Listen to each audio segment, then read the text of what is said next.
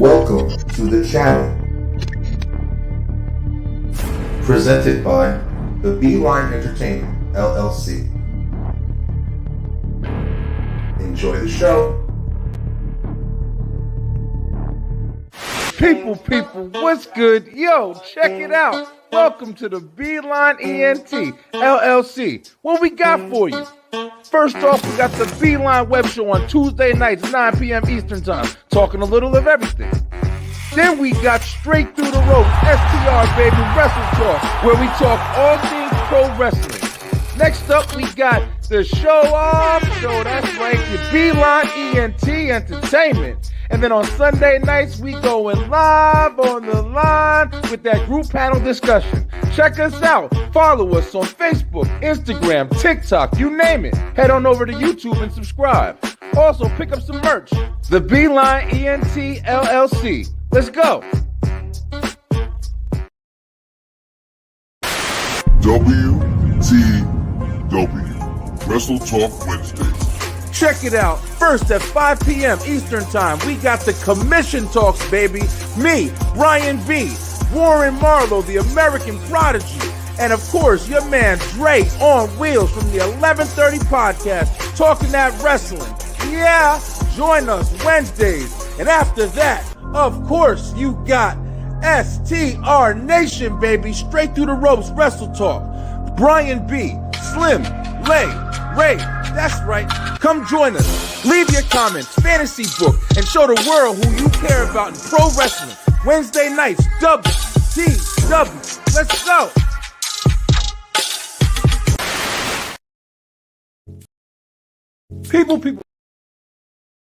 People, check it out. Are you looking for great content? You want to laugh? You want to talk about some serious stuff? Hey, whatever you're looking for, I guarantee you can find it at Opulence Radio, a black-owned radio station with great content. Check out all the shows.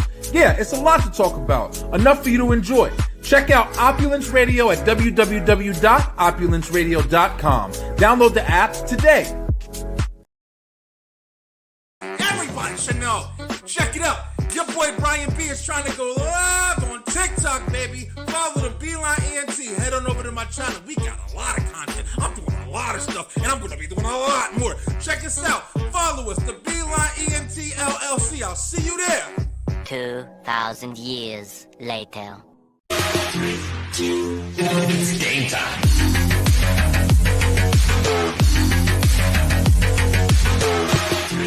It's game time.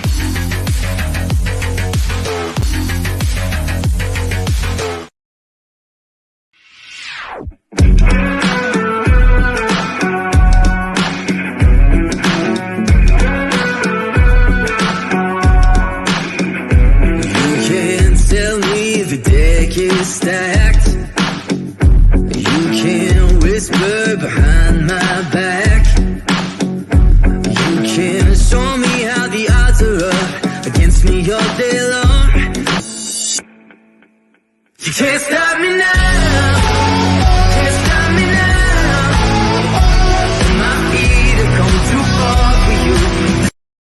Get more W. That Gentlest energy drink mix that's going to power you through your gaming, content creation, whatever you're doing, is there for you. Enter that promo code BrianB NRG and get 10% off your order today. Get more W, get more power. Yes, you are, yes, you are, yes, you are the only one. 'Cause there's something special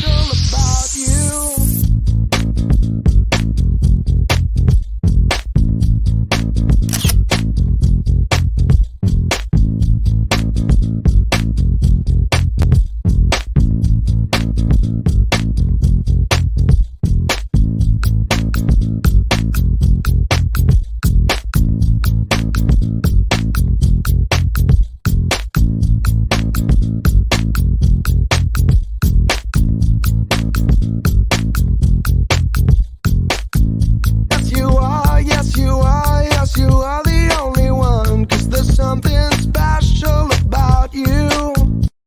Of social media and computer and technology and stuff like that. Yo, what's good, y'all? Check it out, man. I just had a little computer glitch there, but that doesn't change the fact that it's Wednesday. It's the middle of the week. It's hump day. You got a hump day. Hump.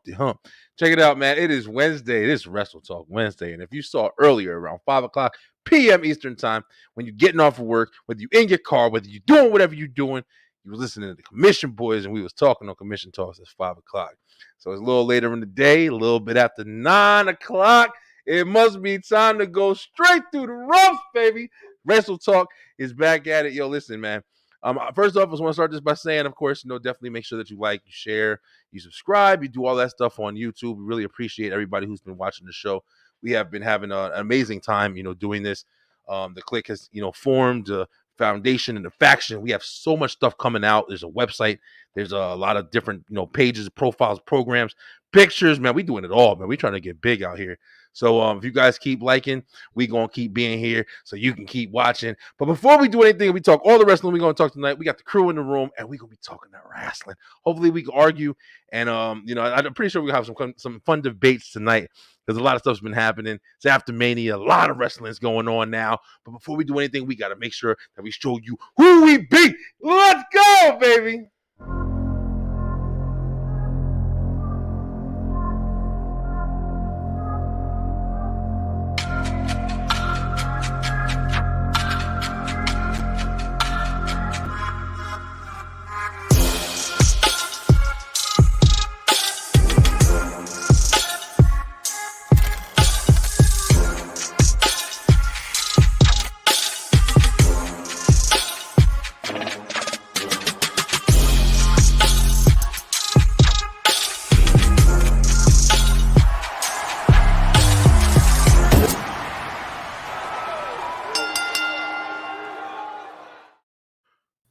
Guys, what's goody? Listen, I think I think Lay is in the room with me, and now we're gonna add my boy Slim to the stage. You swerving while you drive, Slim. All right. I apply. All right, y'all. Listen, we had a fun weekend. Oh, we had a really fun weekend over here. Especially, listen, I gotta mention this. Just shout it out. Oh, the black talent, man. Black wrestlers been putting it on work this week right here, yo. I know you guys want to talk about that for sure. How you feeling, Slim? All started with Cody. Yeah, that's right. Our original Black King. Cody, right? He freed the slaves. He did it all, remember? Yep. Y'all better hush before Brock Lesnar come through. Oh, I better hush. Hey, you heard the song Negro Icon Cody Rhodes. Whoa, I'd never heard that. Is that really out there? Yes. And then in the video, they got him sitting with like Rosa Parks. They got him with Nelson Mandela. Like, I swear I sent you the TikTok. The internet is undefeated, bro. I know I got to echo here. Hold on. I got to exit this one. I don't know why computer over here tripping. All right. We're going to get this guy here. All right. Remove that guy. Exit this guy, hopefully somewhere. I don't know why I've been having these crazy problems. Let's see.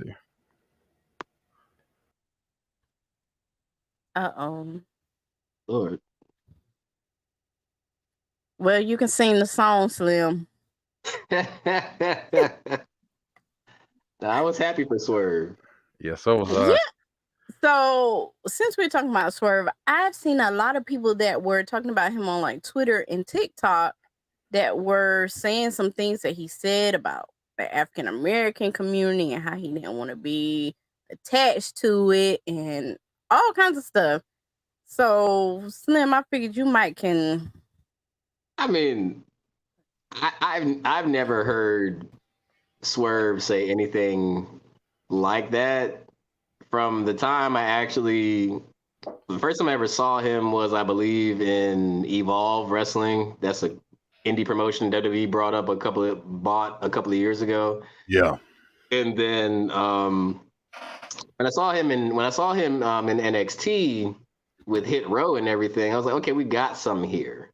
And it was like, I know it becomes cliche sometimes, but representation does matter. Yeah, it does.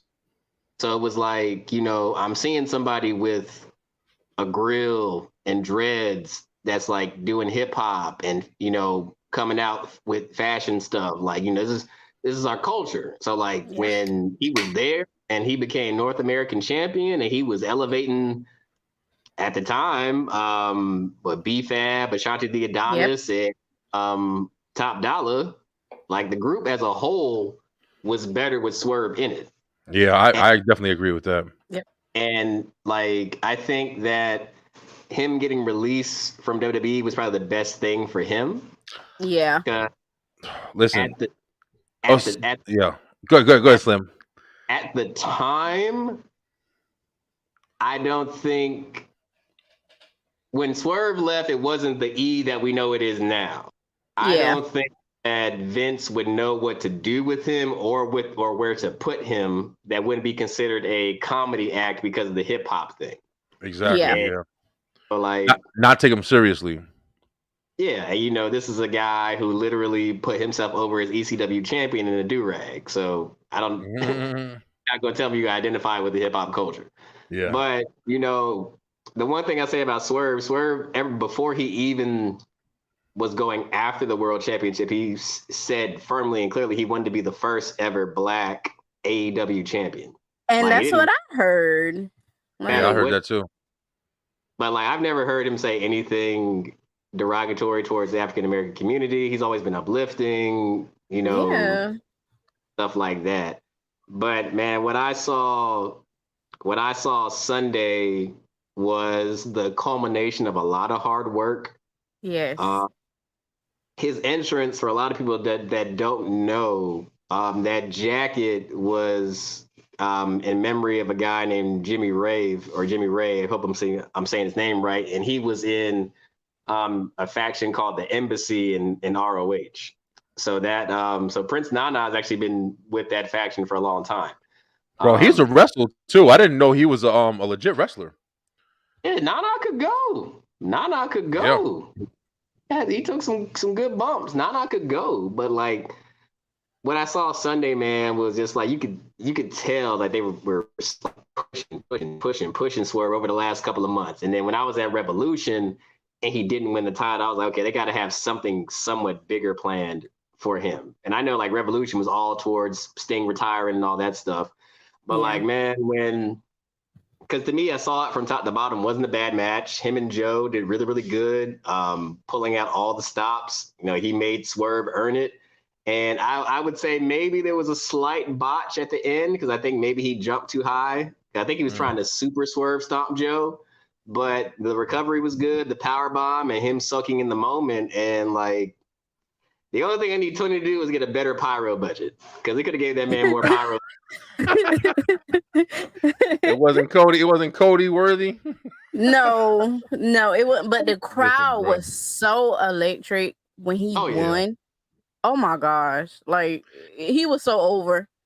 Yeah, he deserves it, bro. He's definitely, I think he did an amazing job at reinventing himself. Like you were saying, Slim, like he was a great talent when he was in NXT, but I think, you know, he's a standout figure, man. And I'm telling you right now, like the shit that sold me even was that match with Hangman Page, yo. You saw a whole different dynamic from him. And I think that's where, you know, it really got real. It was like, this guy, he's not only just a high flyer or a talented athlete, he can go in different arenas. He can go in different areas, like, you know, taking a stapler and stapling your chest and just being crazy and reckless and just kind of, you know, like on some Mick Foley shit. Like, yeah, that opened doors for Swerve. I think that match he's gonna look back and it's gonna be a highlight of his career. Yeah, but that I'm whole definitely story glad was to see crazy though. He told that man he was going off his whole family. So I like that crazy shit, yo. Reckless shit. Make you want to watch it more. Yeah. But Slim, you actually said something while you were, you know, giving that description and stuff, man. And it was something I was just having a conversation about, but I want to talk a little bit more about. Can't shake this cough, man. It's fucking crazy. But yeah, you know, people getting released from WWE, especially, you know, we've had discussions about how, you know, you do have other options, you know, now. You always had other options. You know, you can go and there's been an indie circuit for a long time. It didn't just start. But the biggest thing now is that there's a lot more eyes on it than there was back in the day. So when you do get released, man, it does give you the ability, especially from WWE, one of the top dogs in the game. it gives you the ability to rebrand, repackage, and reform. And that's why on this episode, if y'all notice the title, like, I put released, refreshed, and renewed, or whatever I put. And we just recently had some, releases from WWE.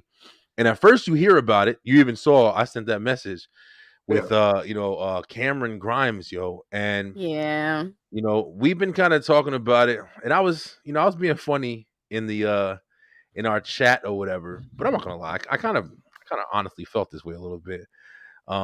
But he was like crying, bro, and I get it, like, it was a big deal. He was talking about his dad and stuff like that or whatever.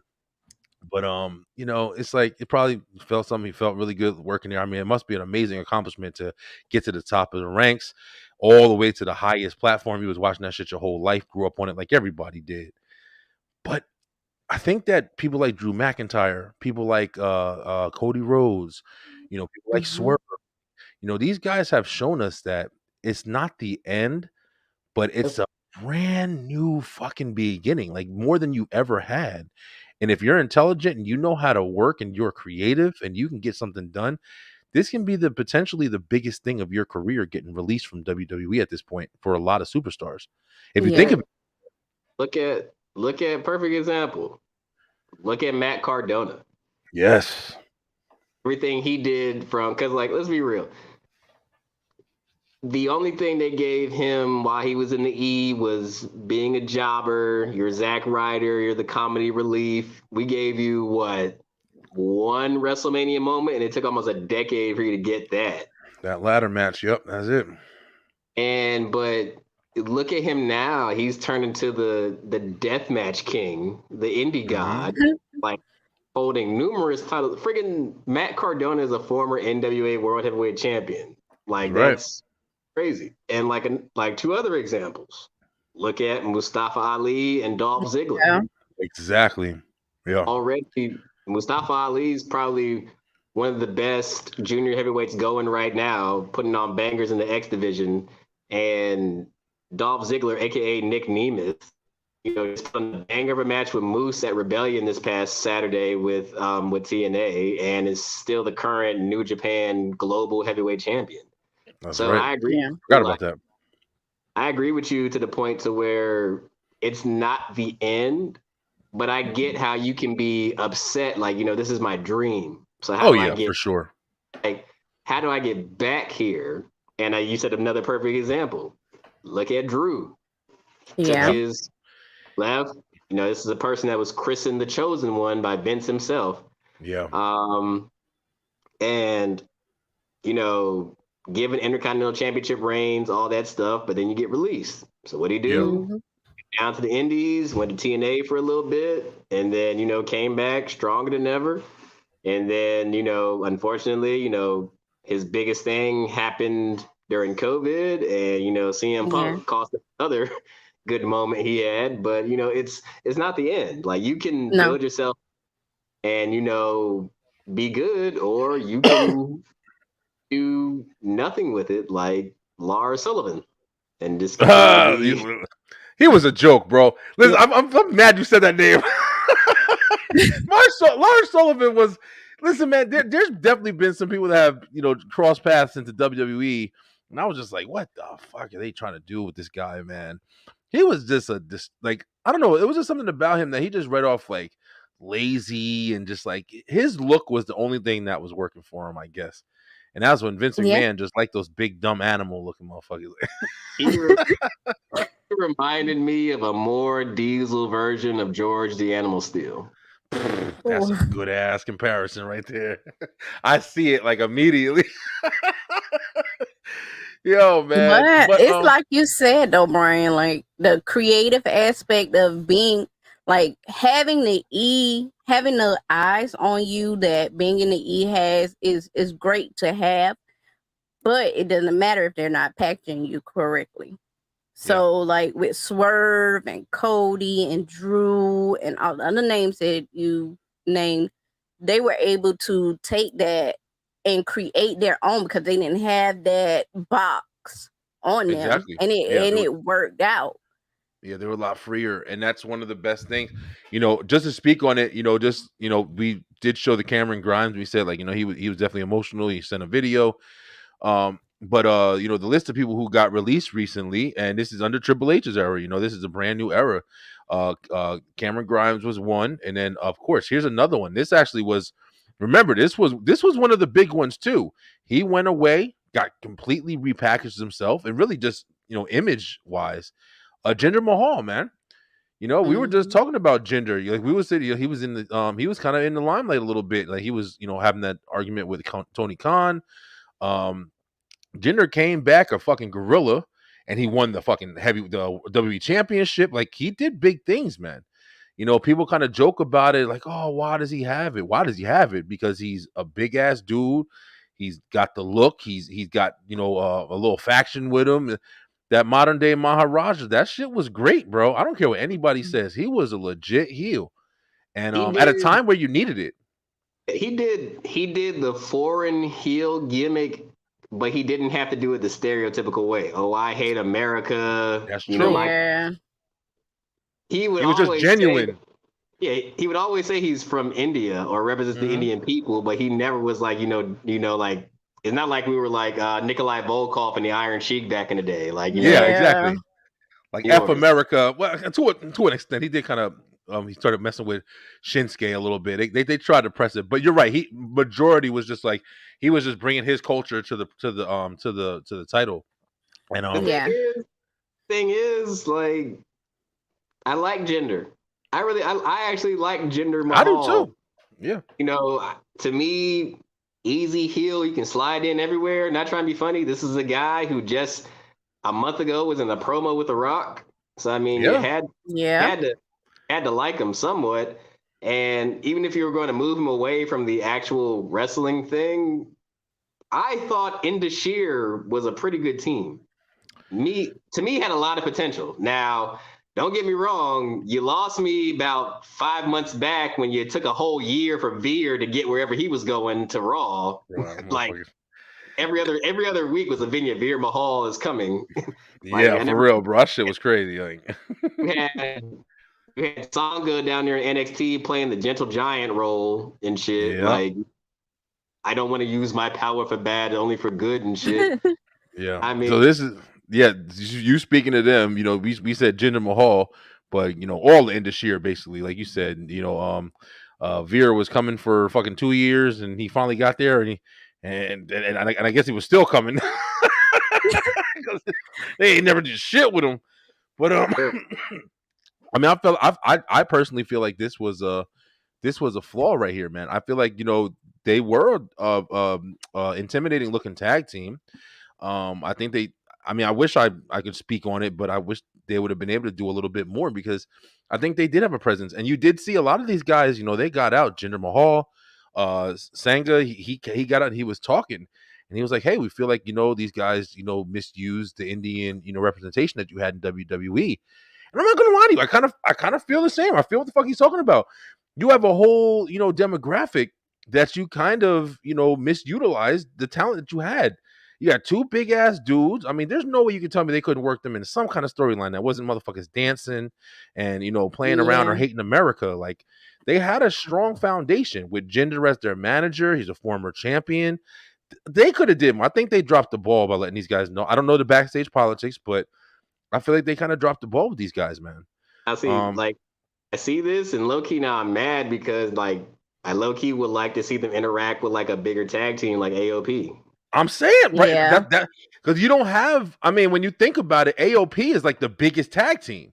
You don't have a lot of like big dude tag teams right now. Yep. Yeah, you got AOP is probably the biggest one. Pretty Deadly. You got even Montez and Street Profits and all of them. Like, so these guys were a presence, man. And I don't know, bro, but oh man, I didn't mean to cut you off, but nah, you good. Speaking of tag teams, can we all agree that those SmackDown tag titles are something fire? Phenomenal, they are. Bro. Yeah, phenomenal. In my opinion, the best titles that I've seen like in WWE in a long time. Not gonna lie, like all together. Like I love them. Them belts are beautiful, man. They're really smooth. Yeah, real. Like, Those are I don't fucking even beautiful. own any tag team titles, but I would probably want to like buy it. Yeah. Yeah, I recently had bought a damn shelf, man, and I was gonna put the titles that I'm trying to get forever, man. I don't know what the hell is going on this year with my money, yo. But I got my little spending money I thought I was gonna be having, but I ain't getting it. But I was gonna put those belts on a rack, man. And now that you said that, Slim, like those are ones I'm eyeing too. And I didn't even think about, the damn tag titles ever. But No. they're really nice belts, man. But Yep. yeah, this was another one who got released, somebody else that they didn't really, really utilize. I don't she was a good wrestler, but I guess they just really never found a place for her, Xia Li. How did you guys feel when you saw she was out of the room? I feel Zaya had a lot of potential, but they start and stopped her so much.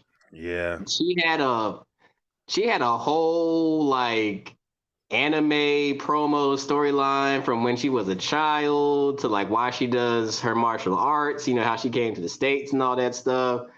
And like I don't want to say it was cheesy, but it was like, are we being a little stereotypical by having the Asian talent come out and doing kung fu moves with the martial artist weapons and stuff like that? Now, if it's like if it's a homage to a culture, I'm all for that. But Yeah. I think Zaya to me was very talented, had a lot of Gorgeous. skill, a lot of Gorgeous. skills, very Woo. gorgeous. Yeah, she was Maybe fucking gorgeous, man. maybe a little bit of a language barrier, but Yeah. like she could work. And my thing is just like sometimes it's just like you're a prisoner of the moment. Cause like it's all about, from any type of interview we all see, they always say, hey, like Miz always says, whether you get 2 minutes, a minute and a half, or 50 seconds, you got to make whatever you count on TV so they notice you. For So real. The Rock said that shit too in his in that Joe Rogan interview when he was talking about like, being part of the Nation Dominate. He was like, Vince, just give me 15 minutes or whatever he said. Like, I just want to do or 5 minutes, I just want to do this promo. And he was Yeah. saying the same thing. Like, you have to say everything, you have to get noticed in that time that you have, because that might be your only time. And it is important. Yo, speaking of the people that got released, and I'm glad we all agree, this could be a potential game changer for them. They may be, a year from now back in WWE, popping up in the Yeah. Royal Rumble, completely reinvented, completely established in a different way, which more power to all of them. You know what I mean? And this year got released, like Xia Li, Cameron Grimes. You also had what's his name from what the hell is his name? Zion Quinn. Yeah, I honestly, I gotta say, I never saw him wrestle or anything, so I didn't really know him. But He had a couple of storylines in NXT. Like, don't get me wrong, he had the body look yeah, and he was developing, but I just don't think they like when I looked at it like I get like this is Zion Quinn, but who is Zion Quinn? You know what I'm saying? Like I never got that in-depth character thing with him. that's a good point too, man. I don't, and it's just my opinion, yo. I don't think WWE is the place to come and get established. Like, unless you're like a high class, like fucking star, you know what I mean? Like, if you're Yeah. somebody that's, if you're somebody like The Rock, and you got that persona, you got that situation, like you're gonna build. We can test it out and see you build, and of course this motherfucker star power right away. But WWE, like, there's so many eyes on you, bro. They can't take as much time developing you, I think, if I'm saying it But right. isn't that what NXT is for though? I mean, it Developing. was. I don't know if it is anymore, because now it's a household product, man. It's basically its own Yeah, brand. it Like, is. it kind of But started off with having like the amateurs with the veterans and shit like that or whatever, but then it kind of transitioned to NXT is its own show, man. It might as well be a Ring of Honor or AEW or something. It's not really the developmental anymore. And I shout out believe to my Black King for winning the NXT championship. Oh yeah, we're And gonna talk before about that too. anybody say anything about, oh, Lay, you be talking about the Samoans and this and that. Black Kings forever. Okay. Yeah. First and foremost, and then the Samoans. Oh yeah. before we hop into that, I want to say I'm not saying I disagree with you, but I feel like this is what they wanted from the beginning. Because let's look at it like 3 years ago when we had that random Survivor Series where we involved NXT. That was the first time it felt like its own brand. And then, Yeah. let's think about this. Like, when we saw at that time the Undisputed Era, a young Bianca Belair, all these people that weren't, on the main roster yet invading SmackDown, invading Raw, and then to flip Yeah. it, see somebody like a Drew McIntyre and a Seth Rollins go down to NXT and do all that stuff, interaction in between there. Like, it's developmental, but at the same time, it's essentially become a third brand for most people. And like, I like how we switched it from this is just solely developmental. Like, you're only going to see new stars from here. We send in Natty down there. We send in Karrion Kross down there. I mean, Tuesday, Damian Priest was down there to talk That's up. right. Yeah. Johnny Gargano was down there hyping Trick. Like, the NXT parking lot's the most dangerous place in wrestling because you get jumped, ran over. Like, but I mean, I think that what we have to look at it is like NXT is how we're going to get our new stars. And perfect example, Dragon Lee. If I throw a Dragon Lee right there on a SmackDown or a Raw, 50% of the people wouldn't know who the fuck he is. I'm telling you. Yeah, they wouldn't, man. But if I send Dragon Lee down to NXT and you can give me a backstory from his indie days till now, and even though we're older cats, NXT is more towards the younger generation and the younger kids. So it's like the younger kids is like, hey, like mom and dad, do you know Dragon Lee? That this and none of that. He looks like Rey Mysterio, but he's not Rey Mysterio. Like, that's what's gonna happen. It's gonna spark an interest.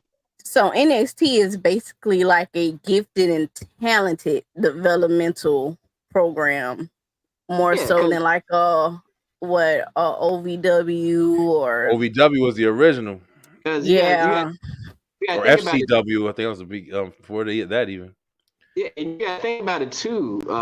We're in the new era of college, so like WWE is actually giving kids NIL deals. Like, like perfect example, like Obafemi is part of that program when they gave out certain stuff to kids in college and said, hey, after you graduate, you come to the E and train, and we get a chance to make you into a superstar. And he took the ball and ran with it.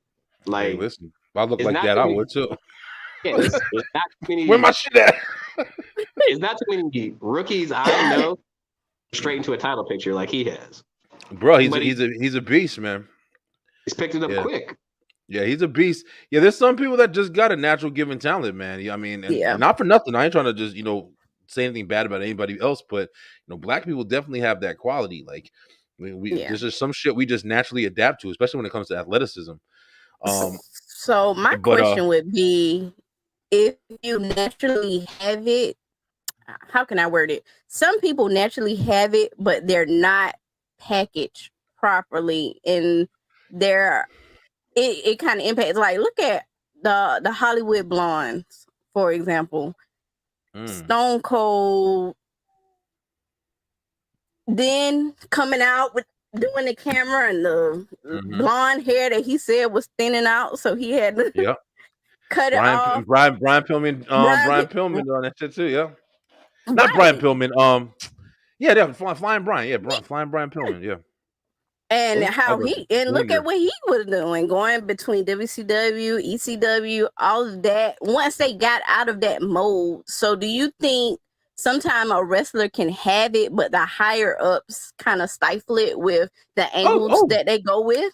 Definitely, bro. I mean, literally, that was like all the fucking Vince McMahon. That's what everybody is saying. That's why you have the indie scene now.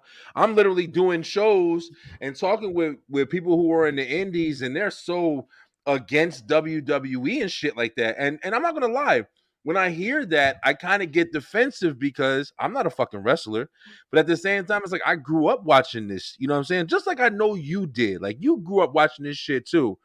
But they got a different kind of, they got a different vision from it because they look at it as somebody who's going to stifle their career in a way. It might elevate you for sure, but if you get there and you got an idea for how you want to sell yourself or present yourself, and then you get to a place where it's like, man, this is gonna, all my hopes and dreams gonna come true because of it, but then they scrape everything away and repackage you. Goldust was just on.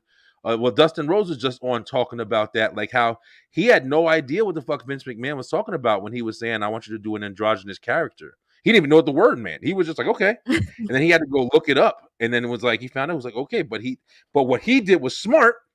Instead of bitching and moaning, he said, "I'm going to make this the best motherfucking character that I ever did."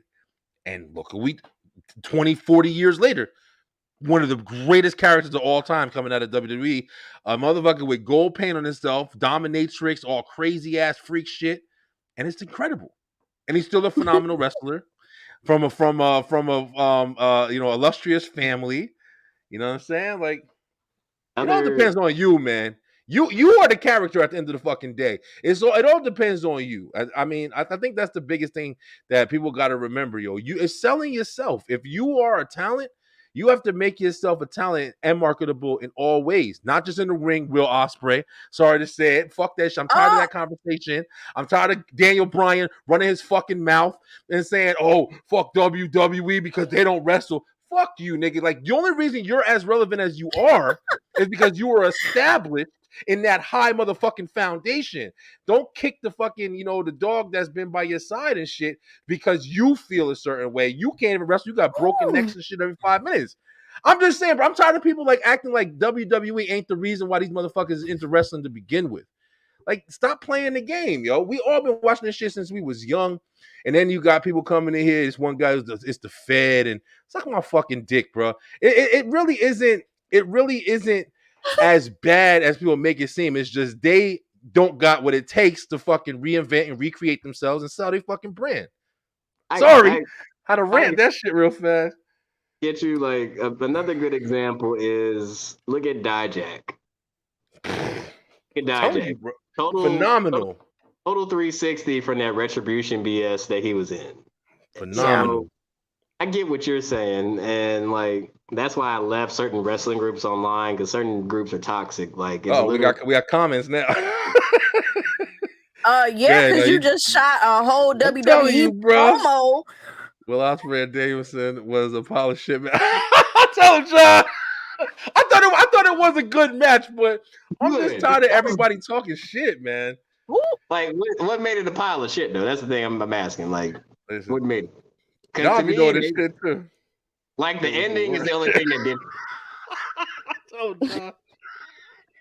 It was the worst. John going in. Oh gosh. Danielson is literally injured every few months because of his. Yo, you absolutely right. Yo, listen, I said this shit when him and Miz had that spat. When he was over there talking shit about Miz. This motherfucker who's sitting there in a fucking button-up shirt with his fucking hair done well.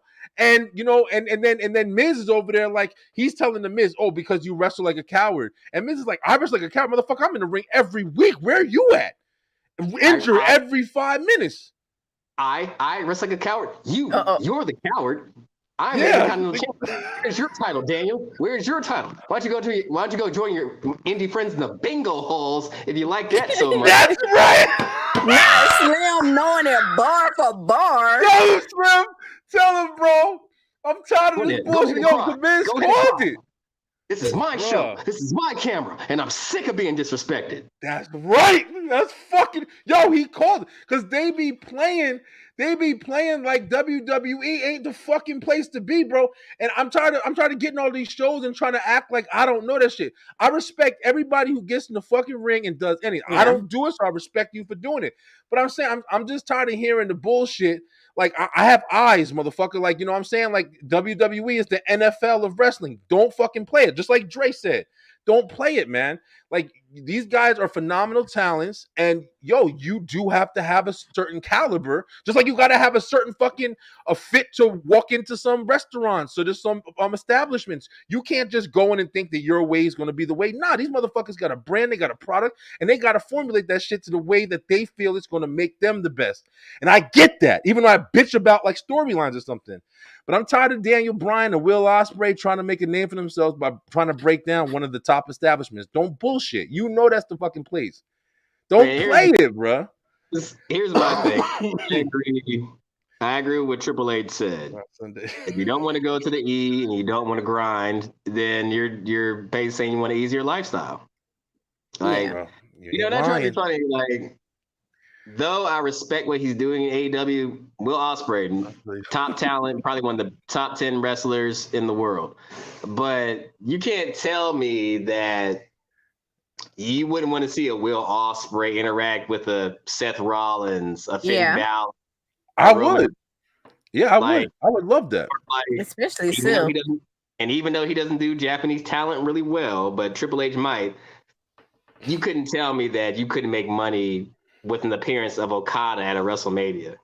Like, this is like crazy to me. But I agree with you, Brian, I mean, because like some people act like, oh man, I gotta choose sides. It's like, F WWE, I'm only gonna watch the indies and AEW, or I've seen some people be like, I can't stand mainstream wrestling. I'm only gonna watch the indies. I just none of that. Wrestling in itself as a whole is an art form. Watch it all. Like all of it, right? Yeah. What kills me is that we will sit there and watch a banger of a pay-per-view, maybe 8 good matches out of 2 bad matches, but it's like, oh, I didn't like it because it was the WWE style. Like, fuck that, man. Like, come on. I probably engorge myself on every type of wrestling known to man, and it's different things out there for everybody. Yeah. There definitely is. Yeah, we have this conversation on Commission Talks a lot. Right, there are different styles, yo. There are different styles, and New Japan and AEW, they do have kind of a different style than WWE. It's more of a theatrical kind of performance, but it's still great wrestling, man. It's not spot for fucking spot. You know what I'm saying? Usually it's not that. But at the same time, like, I love the theatrics at what's it called? In WWE. What up, Dre? I was just giving you props for saying, like, that comparison to WWE to the NFL, like, it's the same kind of deal, man. And at the same time, I'm also not saying that, I don't understand where indie wrestlers are coming from when they say, hey, maybe I don't want to go to WWE right now because I feel like they're going to put me in a position where I'm not. Let me establish myself on the indie scene and then work my way up, just like Cody, just like Drew, just like all of these guys. And at the same time, I understand what Triple H is saying as well by saying you want an easier life. You want shit to be, the way you want it to be. These motherfuckers had to grind, and the people who are running WWE now are the fucking wrestlers. So you can't even say, oh, they're not wrestlers anymore. Vince McMahon was a promoter. He wasn't a wrestler. Okay, well, you got wrestlers in that shit now. So it's like, some of the best and greatest of all time. So they understand the rules. They understand the hard work and everything and the dedication that you got to have to build and establish yourself, man. So stop making a fucking excuse, yo. If it's not for you, that's cool to not be for you. Then why are you talking about it every week? Then why you always got to make the fucking statements? Oh, the real wrestling's here. So you telling me Seth Rollins ain't real wrestling, AJ Styles ain't real wrestling, Ricochet ain't real? Just shut the fuck up, bro. You don't want people to talk about AEW, so WWE don't say shit about AEW, rarely. And then fucking AEW talking about WWE on their fucking product every week, in their fucking conferences every week. Oh, Jesus. It's just ridiculous to me, bro. I'm tired of the bullshit. Literally had a whole segment last week about CM Punk. Yeah. It's fucking crazy, and that was bro. their top segment. It's crazy, bro. But even when Cody was in there fucking destroying the chair, Triple H's chair, it's been ongoing. They've been trying to establish themselves, making a fucking name. Tell them, Dre, I'm going, yo. I usually don't fucking go rant on on SDR. I do this shit on commission, and I'm cool when I can hear. But yeah, man, every fucking week, yeah, bro. But whatever, man. I like talking shit. I knew we were gonna talk some shit tonight. We gotta talk about though. What's up? Gotta talk about that man with that Cholula green. That man that whooped that trick, baby. Yeah, right, man. I need it. Very happy to see that. I love it. Let me say this. Like, I think in wrestling, we get so caught up in the HBK Marty Jannetty scenario. And I think when we all first saw Trick, we was like, oh man, he's just gonna be the hype man for Melo for the rest of his career. John, tell us how. Sorry, John, tell us how, man. If you say he could be the biggest splash, ever and create the most legendary moment of all time in wrestling, and nobody sees it yet. John, what do you mean by that, bro? I want to know where your thoughts is at, because I'm interested, man. Because I mean, AEW definitely has a lot of talent, so I'm not trying to clown them in any way, but it's just like it's just sometimes you just get tired of the bullshit, man. It ain't really anything. Vince McMahon. Wait a minute, what? Oh, they gotta put it Oh, together. I'm not getting it. What's he He's saying? saying Tony to bring in Vince. Holy shit. Oh, I've been seeing the stupid promotions for that. Listen, yeah. And then you listen, said man. they say might be starting his own promotion. Hey, So but not gonna We ain't never lie. named anything else. Imagine. Yeah, he made me think about something. Imagine Vince walking out like Shane when he bought WCW on AEW television. That would be kind of crazy. Yo, yeah. listen. Okay, hold on. We gonna get the trick in 1 minute. We also got to get to Raw in a minute too. Yeah, this a good fucking show right here. Yo, listen, we got people. Yo, motherfuckers is in the comments right now. I think we started a fire. But yo, listen. Damn, they blowing up. All right, listen. I saw that shit about Vince too. And I actually said this recently because of watching Raw and all the stuff that we've been talking about. We've been so excited. Triple H, oh, we got all this new stuff. And it's awesome. I'm not trying to knock. I'm not trying to hate, like, oh no, it's already fucked up. I'm just keeping options. Like, I'm just looking options. Yo, what if in a couple months, man, we start looking like, damn, we miss Vince, man. Vince had this moment.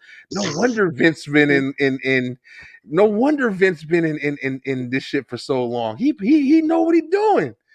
Yo, if Vince McMahon did start a promotion, would y'all fucking watch that shit? I would. I'll take a peek. I'm not gonna lie, but I ain't gonna say I wouldn't watch, but That boy took his creation. Yo, listen, though. Shit. Listen, bro. They forced him out. Yeah, he has some shit going too. But listen, he has some shit, speculated shit. Yo, that shit still ain't come nowhere, yo. Did you see the latest accusation where they're saying, what the fuck did she say? That, oh, when she was doing this, or it was because of her parents. Bro, they started to spew some bullshit. They started, the Janelle Grant's lawyer. They had just put out some new shit saying, oh, she was only doing it because she needed the money for her parents. They trying to flip some shit, bro. Yo, if something comes out, it's probably going to be a settlement.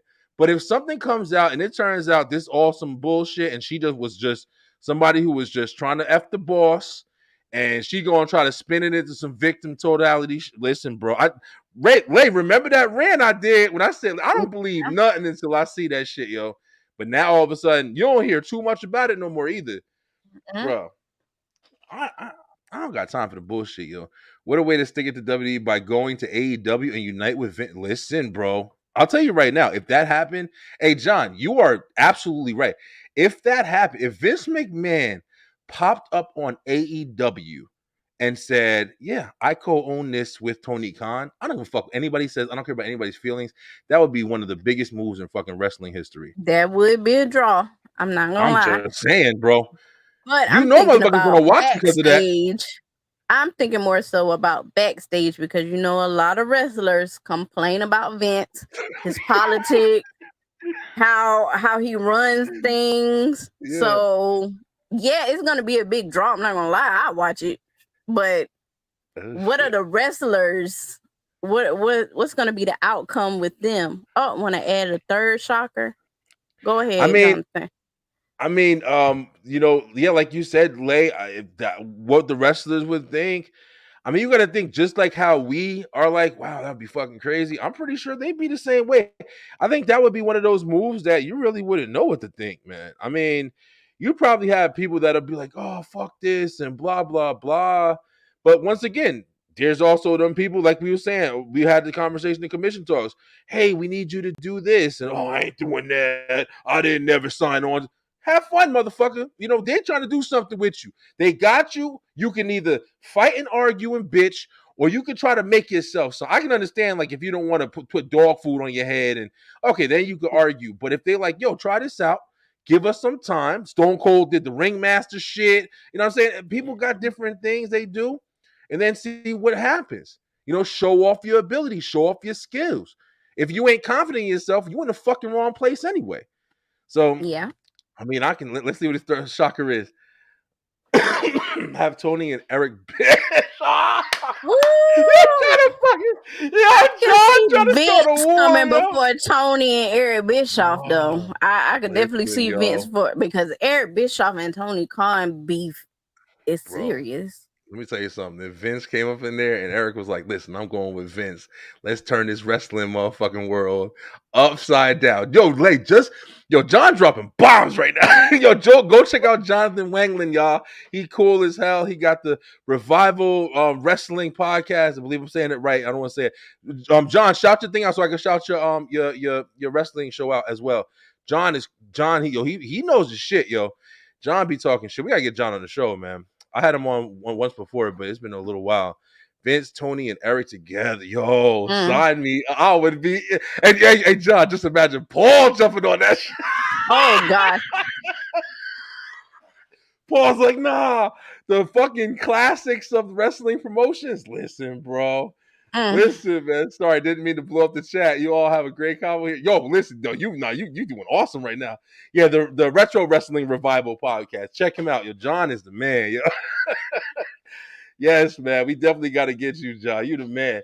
Yo, you giving good, but that's the thing, though. That's why I wanted to talk about all this because there's a lot of potential right now. You know, we've been talking a lot about WWE, but we've also been talking about all these other platforms that are hosting great talents, great matches, whether it be Nick Namath, whether it be like we were saying, Mustafa Ali, and these guys are doing amazing things.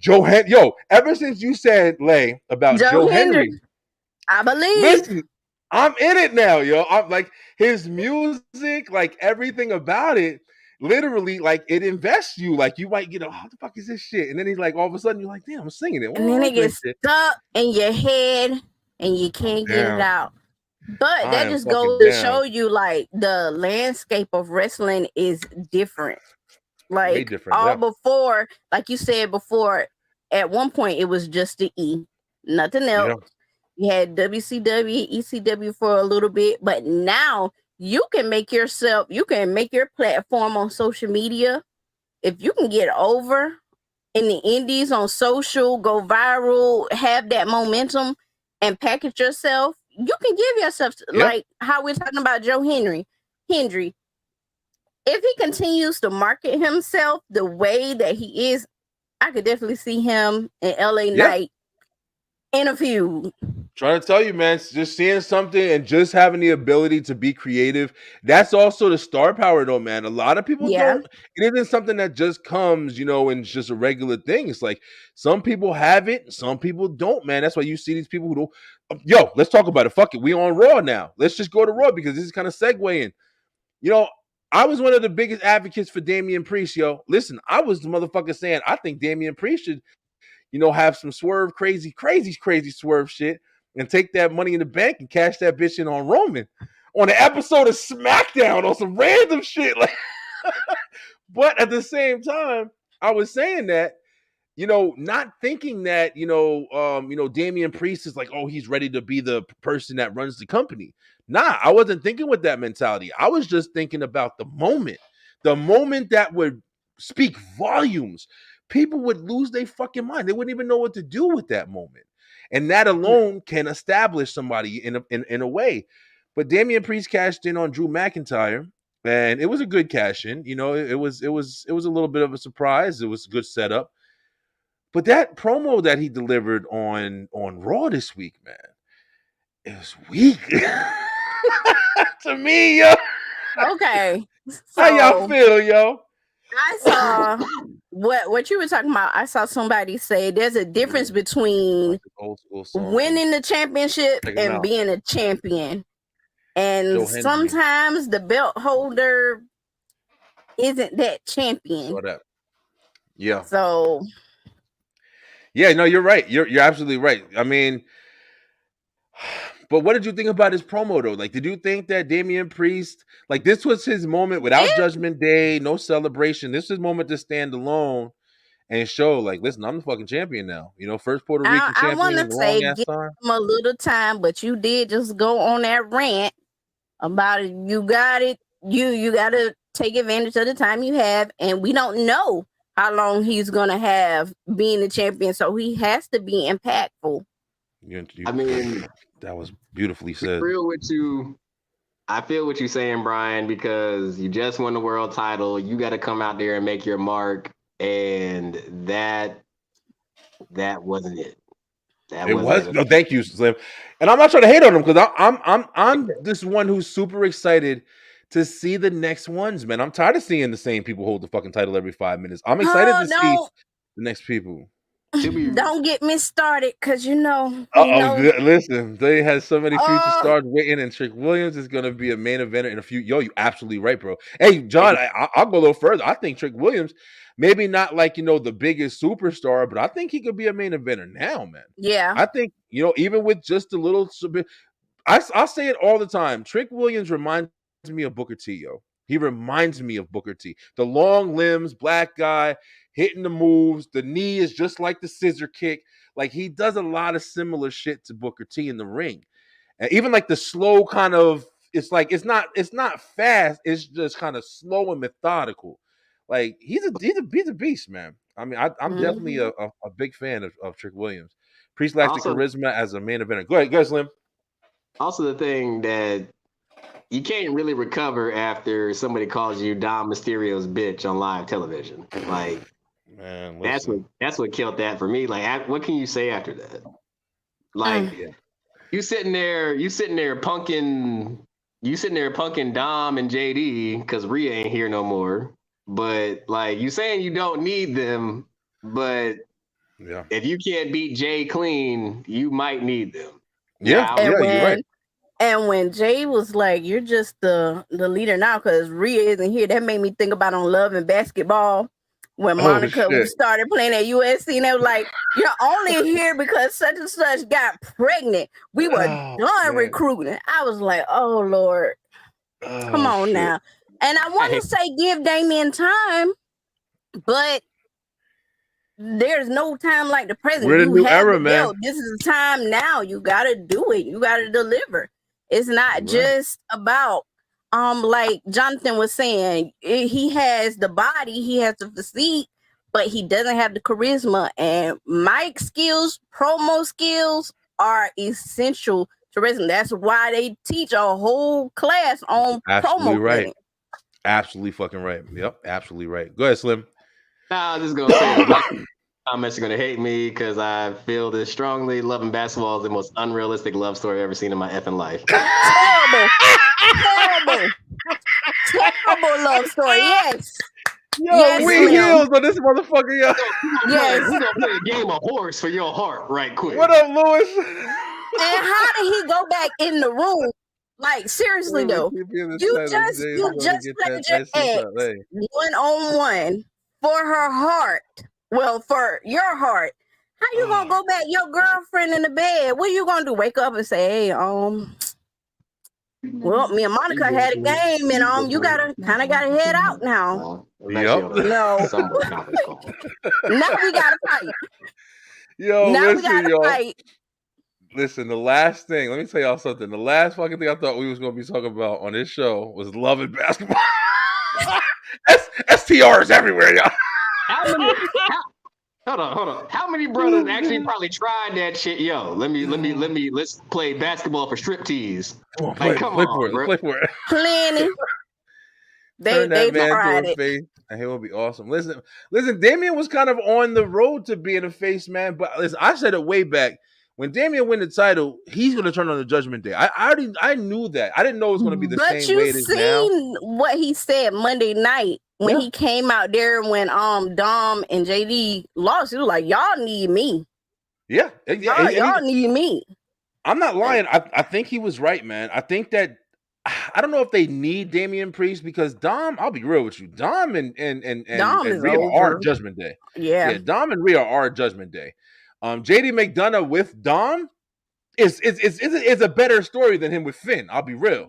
Yeah. But at the same time, Dom, Rhea, and JD, believe it or not, are the fucking main players in whether they be losing or whatever, but they put in work. They're dedicated to the team and they're dedicated to the cause. But Damian's in it for him. Finn ain't nowhere to be fucking seen. I think that's by design right now. Yeah, I definitely because I that we think about he's to gonna see try Finn. Damien. Yeah. And I think maybe Finn about to blow out.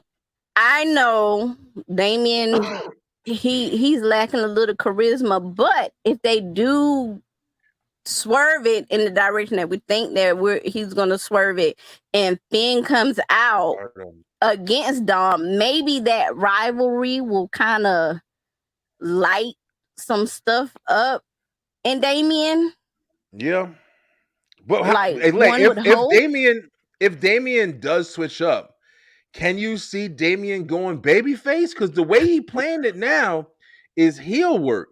I never thought I'd say this shit, but it looks like we gonna be getting the swerve of maybe Dom and them. Because Rhea's already babyface. Let's be real.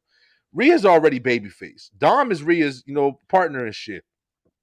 All it takes is a little push for Finn and JD, who's rocking with Dom and Mommy.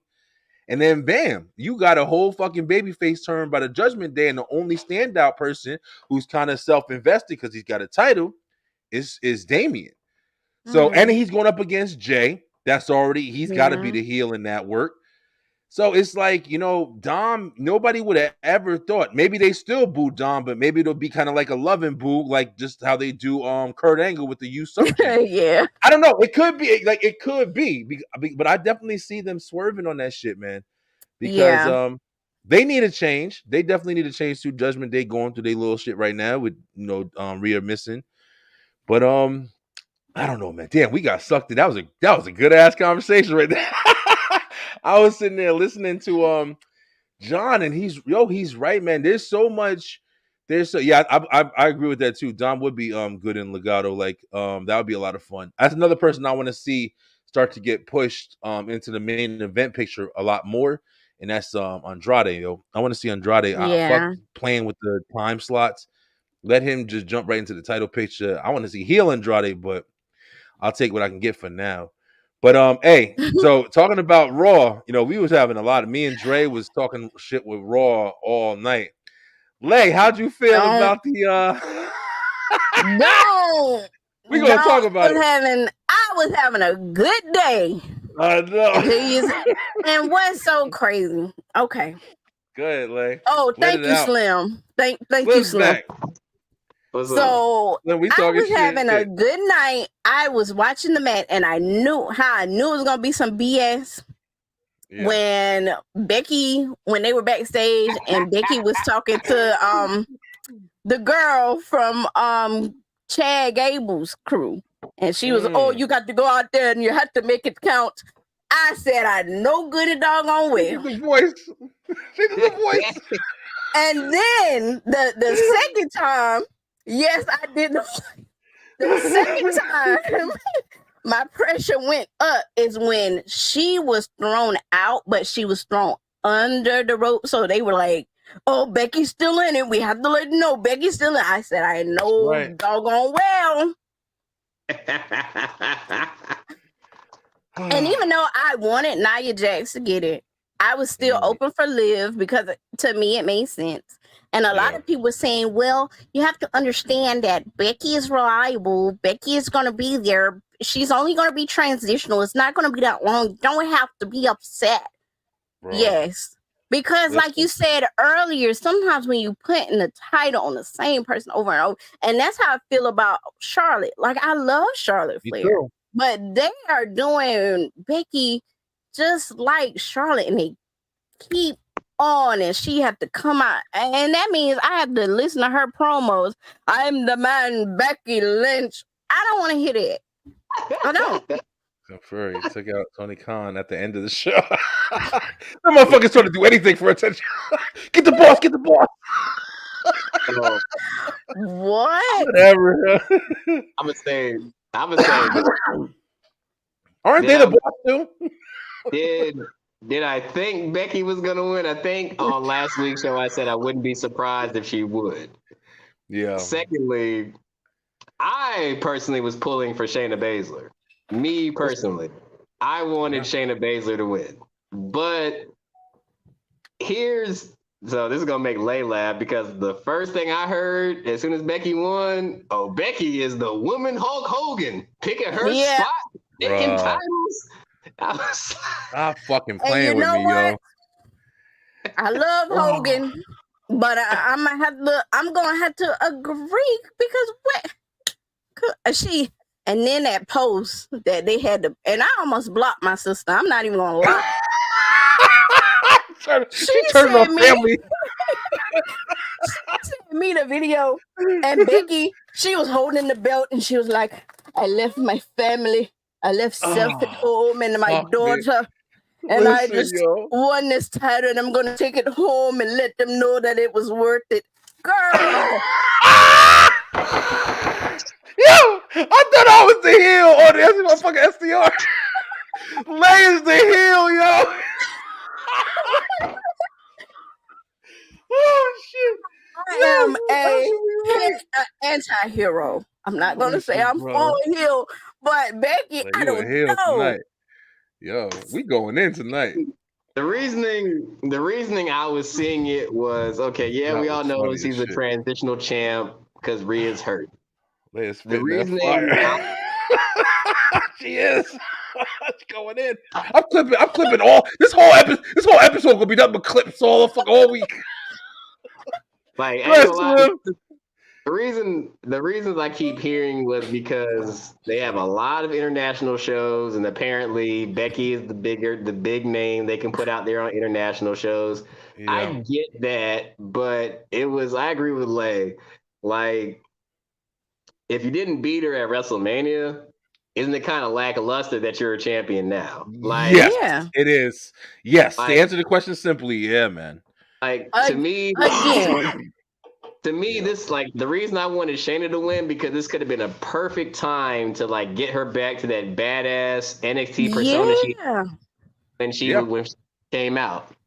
Yeah, and she was. Shayna is powerful. Like, I could see her and Jade one day.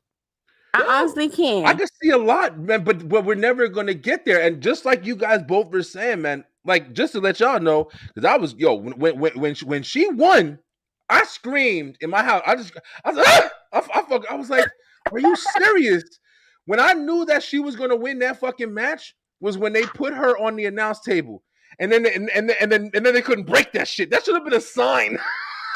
When they try to break that bitch like 40 times, that should have been a sign. Oh, we're doing the wrong shit here. I completely understand the business aspect. I get it. She's Becky Lynch. She's a big name. Rhea got injured. She was a big name. So now you need a big name.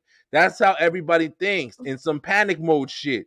But like Slim said, just imagine what you could have built with fucking putting the belt on Shayna. Just imagine what you could have built. Liv, even I said it, Liv was the safe factor too. Liv already had she already had a what's called. We know Liv gonna get it. We know Rhea and Liv gonna battle. We know that shit. Yeah. So Liv is a safe factor. But what could you have established with, even, like I was saying, I wanted to win that shit, fucking Chelsea Green. Like, you had a perfect opportunity, bro, because you know that it wasn't going to be a long fucking title run, but you could have built somebody up in the process. In a battle royal of all things, it's just like a fucking Money in the Bank.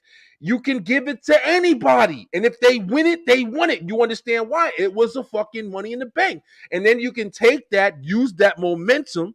Chelsea did the perfect heel shit by getting eliminated and hopping back up and nobody saw. Fuck it, I'm back in this shit. If they would have built off of that shit, yo, and then you would have got whatever you would have got. Liv and Nia could have went at it because they was already kind of squashing shit. Then, bam, you still establishing Liv. You could establish Chelsea. You could establish Piper Niven. You could. It's just like they just keep playing the fucking safe card. And then when we get bored and bitch about it, they're like, oh, you just fickle fans. Now we're not fickle fans, nigga. We watching this shit. That's what it is. Like, y'all keep repeating and fucking reusing shit instead of trying something new. Like Slim said, you got Shayna. Shayna was a dominant champion at NXT for fucking, 2 years or a year or some shit? Come on, bro. Dominating. Like, that we're done. Y'all fucking playing, man. Like, I just don't understand. They should have waited for the draft to reset the rosters and then decide, hey, listen, man, that's Backlash is in 2 weeks. It's like next week and shit. Like, why did they have to, if they needed something done that bad where they had to call the audible and put the shit on the person who just lost it? Fuck you, man. Becky Lynch ain't, in my opinion, I guess she's big. When she won that shit and ran through the crowd, the only sections of the fucking crowd who was entertained was the people who were trying to take pictures with her. The motherfucking crowd was silent. So I wasn't crazy. Bro, I that thought crowd was I was silent. like, that crowd is not into this. They wasn't celebrating. They were just trying to take a picture with her. They weren't Yep. celebrating. It was just a small bunch of people who was trying to get the picture, and everybody else was just like clapping, like, okay, I guess this shit happened. Bruh, listen, man. She's awesome, but she needs more aggressive character. But yo, here's the thing, Lewis, and this isn't even Becky's fault. I don't know if they can make Becky a heel. I don't know if they can. They tried to make her a heel at the wrong time, and now that people are kind of over her, they're kind of over. That's the best way to say it. They're kind of over her. I don't know if making her a heel would really make a difference. People would, I think, if you made her a heel at this point, people would just be like, yeah, whatever. You know what I'm saying? Like, you know, when somebody's over and then they start doing heel shit, but you still want to like Rhea. So it's natural that you kind of start hating them or whatever. But with her, we know that she needs to be a heel at this point. I think people are just not going to care. So would that bring up the question that out of the four horsemen, she's limited as far as being a heel, because Sasha, Charlotte, and Bayley have both been heels, all been heels, and pulled it off flawlessly. It's a good question. I mean, I think she could do it. The big time Beck's character was goofy, you know, outfits and shit. I don't know, man. It's hard. I think Becky is definitely a phenomenal wrestler. I think she has character. She's got charisma. She's not boring. She can throw down when she needs to. But I think it's just overkill. I think we've seen her too much. The man shit was awesome for a while, but I mean, you just can't stay the same all the time, bro. It's redundant at this point, I think. She's versed every fucking body. I mean, she's a small chick. You know what I'm saying? And then when she came back, was that her that came back at Mania? Or was that Mania and SummerSlam? With Bianca? SummerSlam. Yeah. Boy. I think it was SummerSlam. I think it was. I don't know. When I tell you SummerSlam, I snatched my wig off and threw it on the floor. Yeah. Some shit, man. Don't Slim. My pressure was up. It was hot. My heart was beating fast. Because why would you do that? But after that, I went crazy about Becky, but I was like, okay, I can live up. But when she did that,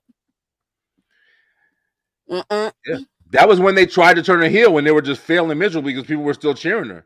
They thought that was going to be a heel move, and it really didn't work. It just made Bianca look weak. And then, you know, it just didn't really, this shit really just didn't work, man. I think Becky's one of them people, she's just been seen too long, yo. When Seth got injured or when they lost, they should have went away for a while. I'm sorry. They should have went away for a while. She should have stayed home with her husband. Seth needs to stay away. And read that book. You're right. Read her book. She got a book. I think Seth should stay away until SummerSlam. If that, I ain't gonna lie. Maybe Seth should stay away until for a while, because when he comes back, he's gonna be so fucking over, and people are gonna be ready to see him again, bro. And he deserves this rest. Too hard and isn't natural for her on the mic in the ring. Yeah, I agree with that. She does overexert. She tries a little bit too hard to be the tough guy or tough chick or whatever. Yeah, I agree. I just need Seth and CM Punk healthy at the same point. Yes.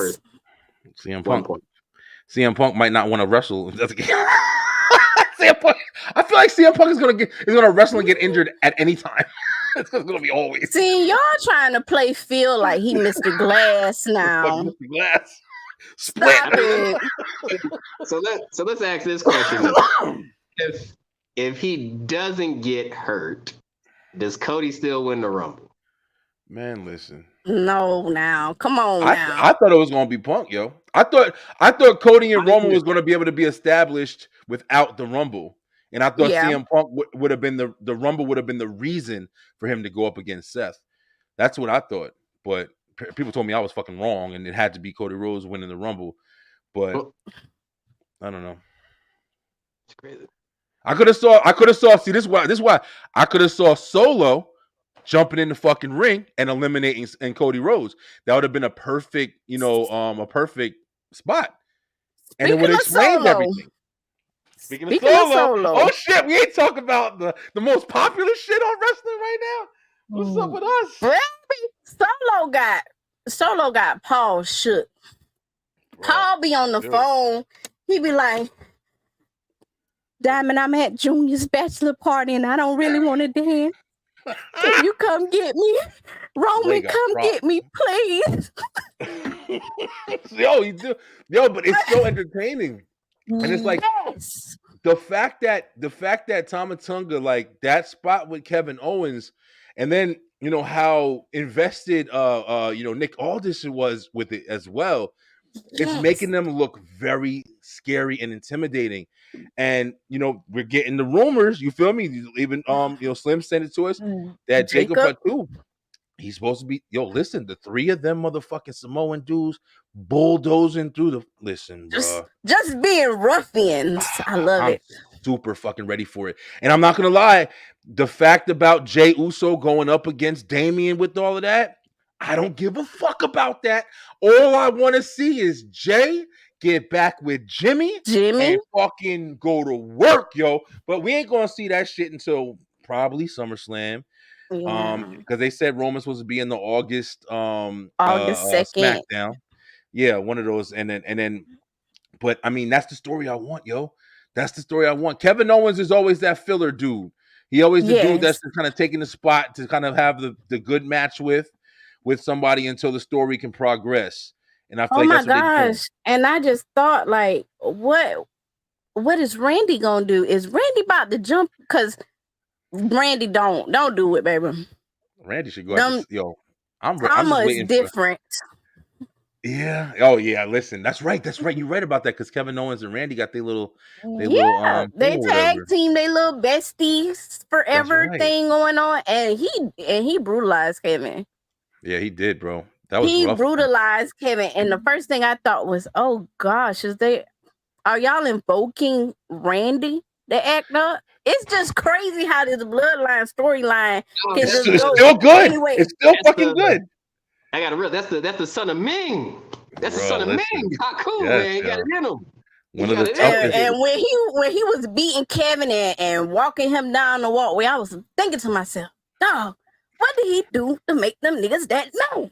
I know, and I can't wait till they tell the story.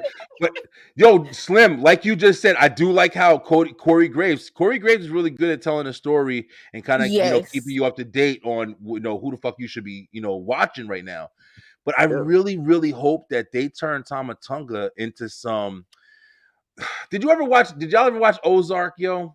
Y'all ever see Ozark on Netflix? Mm-hmm. Like, you ever saw it? Pretty Bird, baby. Fucking phenomenal show, yo. But in it, you have it's like cartel and drugs and shit like that or whatever. And I'm just saying this for this part, basically. You don't got to really see it, but it's basically one drug boss, one drug lord, whatever boss or whatever. That's one of the guys, and he was a strong boss. But then you had this other motherfucker that came, and he was just fucking ruthless.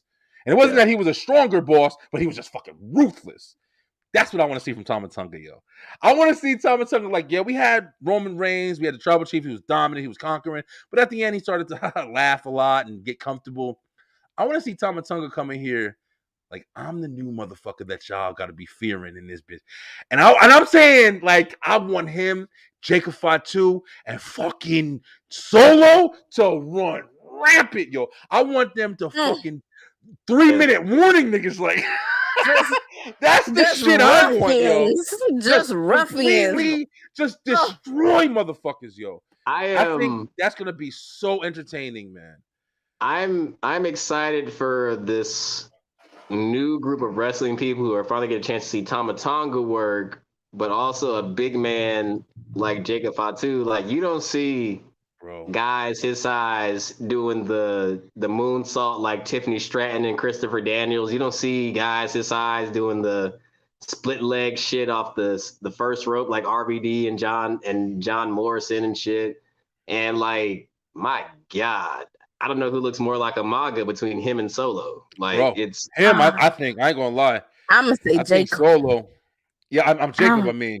Yeah, Jacob got his attitude is fucking Umaga, like, to the fullest, bro. Like, that's the one thing. Solo does a good imitation. And I ain't trying to hate on Solo. But Jacob Fatu, that motherfucker is a Samoan beast, bro. Like, he just got it. Him and Zilla too. They just got that like motherfuckers just I'm scared. Like I'm fucking I'm not even in the ring. Like Right. they got that presence, bro. Sola's got that silent, like, yeah, I'm gonna fuck with you. But he lost it a little bit because he's been on a losing streak. He's building it back because it's like, okay, I'm turning this shit around. Like, y'all thought I was fucking serious before. Bro. Solo, he done got mad with power.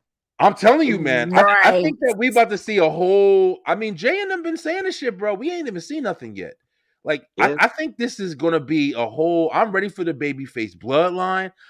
They don't need a belt. I've been saying they don't need a belt forever. No, they don't. There's Just so let, much story, because bro. it's so captivating right now. Just let them cook, and I'm good.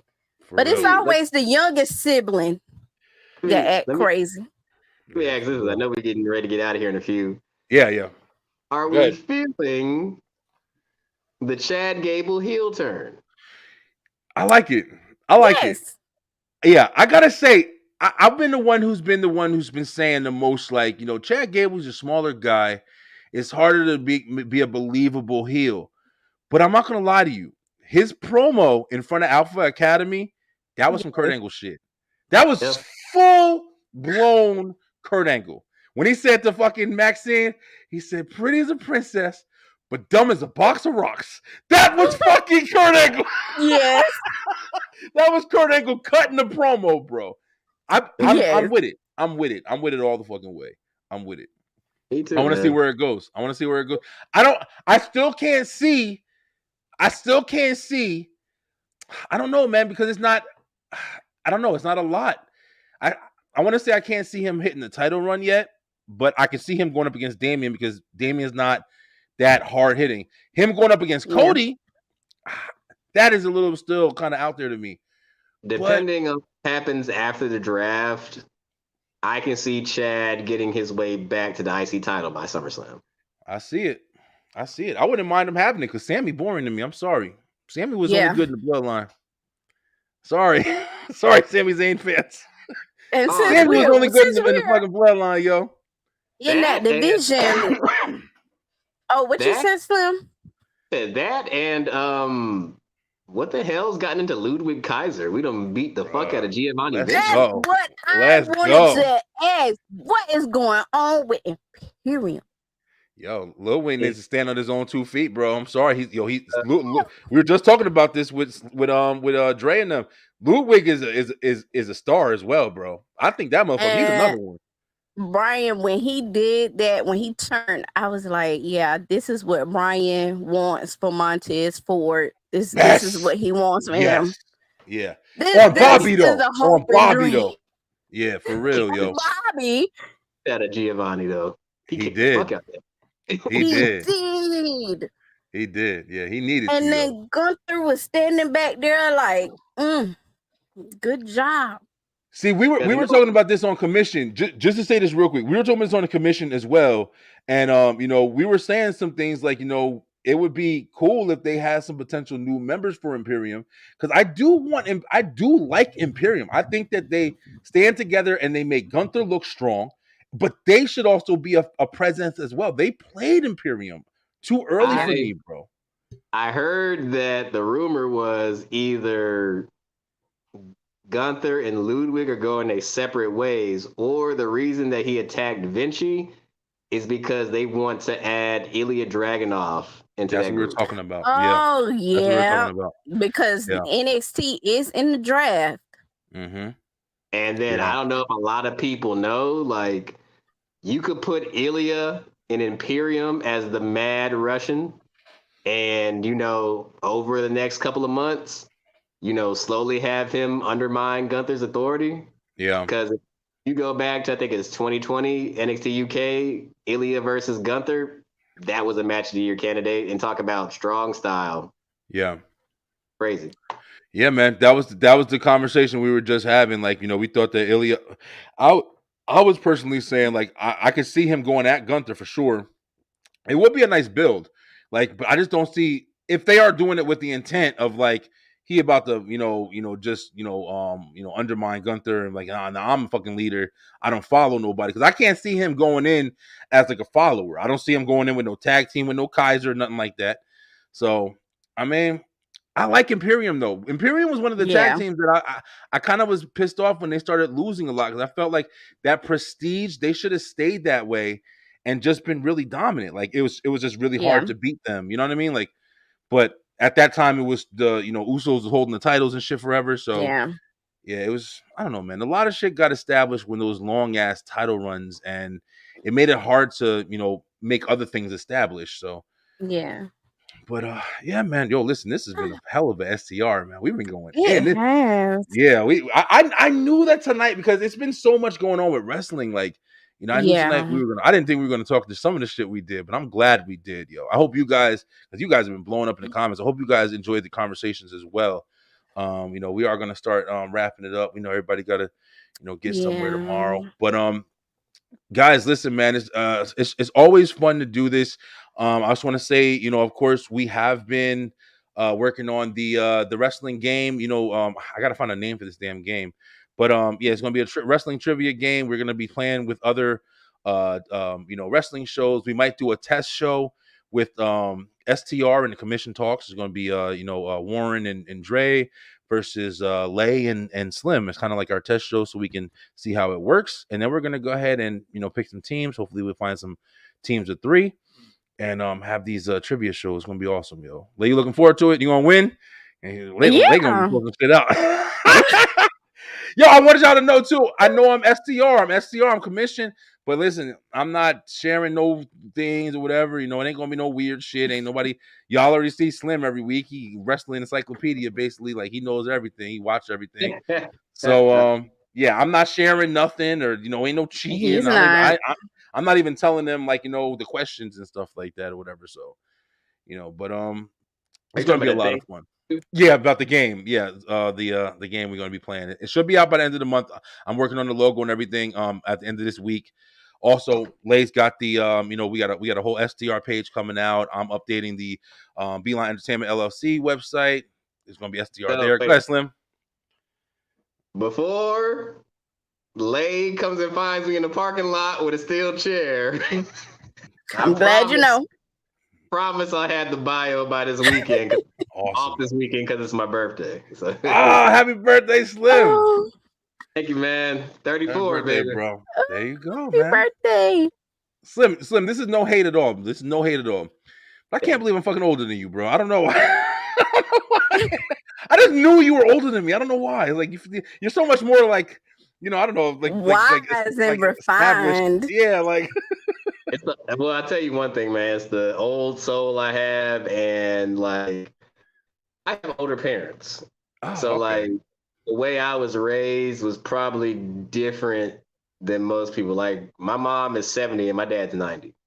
Oh, shit. So like that's interesting. Yeah. Like I have older parents, and I was always like, how can I put it? I guess mature for my age. Like always growing up, I never was like, I was cool with kids my age, but like the way I talked, I always was talking to older people. Probably why most of my girlfriends were cougars, but I digress. Don't digress. Listen, hold on, wait. I don't want you to say too much more. I just got a big ass idea. Listen, and I'm gonna share it with you, and I'm gonna share it with the audience. STR, listen, there's one thing that we haven't done yet that is gonna be a lot of fun with the bios and stuff like that when you do see the webpage. No matter what happens, maybe we'll drop a little bit of wrestling next week. I think next week we should come on and kind of do an introduction to who we are. I think it'll be good for us as a team, and I think it'll be good to let everybody know about us and stuff like that. So next week on STR, Straight Through the Ropes Wrestletalk, you're going to meet Brian B., you're going to meet Lay, and you're going to meet Slim. And we're going to tell you guys where we come from, a little bit about us, some history with us. And it's going to be kind of like a conversation of us getting to know each other on the show and y'all getting to know us as well. I think that's an awesome idea, actually. That was really cool. I'm down for that. Go watch some 2015 Miz promos so I can get some ideas. There you go. Oh, gosh. Make it happen, man. Yo, guys, this has been a phenomenal episode, man. It's been 2 really good episodes today. I ranted on. I don't never rant on fucking. Even Lay ranted. I was like, oh shit, we got it good. The comments was ranting. I was like, damn, people going in today. But as always, man, I appreciate you guys. We in the house, we in the building, guys. We've been talking recently, if you saw on commission, about the levels of success that the show has seen so far, man. I mean, our last couple of shows were like 1,000 people watching on Facebook, like of all, like Facebook alone. Like, I really appreciate you guys. I can't even express how much I appreciate you guys and the love and the support. We're not going nowhere. It's gonna just grow from here. But thank you. It's definitely what I'm trying to say. Thank you guys so much. So much love, man. Good, Slim. Hey, man, not here without you, so thank you. Listen, bro, I appreciate it, guys. Like always, man. Like I tell y'all every week, I definitely appreciate it. But we got so much more to come. I'm actually really looking forward to that show next week. Let's think about some stuff y'all want to talk about. It's just a free talk, all about us. It's all about us. So if you're looking for wrestling next week, we'll probably give you a little, especially if something big happens. But next week is all about us. Get to know STR, and then we'll get back. We'll be ready for backlash predictions. I think after that anyway. So guys, you got anything to say in closing? We're about to go wrap it up for the night. Oh, don't forget, vote for me for host of the year. That's right. At the Sun Unplug Magazine Awards. Yeah. Don't be like me and vote for everybody and just randomly pick shit. I voted for everything up until late. She was like all the way at the end. Just like all the way through and just hit next to every single one. And she like the last one, Michelle, and hit that button and hit submit. That's what I did. So the only thing I have to say is, man, like, enjoy this moment. We've got some incredible, like, taking race out of it, we got a lot of incredible champions right now. Yeah. Beast, Trick, Cody, Swerve, like Moose. It's a Moose. It's a good time to be a wrestling fan, man. Yeah. And like the only thing I can say is like, Backlash is coming up. I know AEW doesn't have any pay-per-views right now that I know of. New Japan's going pretty strong right now. The New Japan people feel strongly that Moxley doesn't represent the IWGP brand. They're not wrong. They're not wrong. I'm sorry, Mox, but you're AEW. You're not Japanese, and you ain't in that promotion. I mean, I'm not a fan of this mixed culture shit because it's just like they're saying. I don't disagree. You got a motherfucker with a title.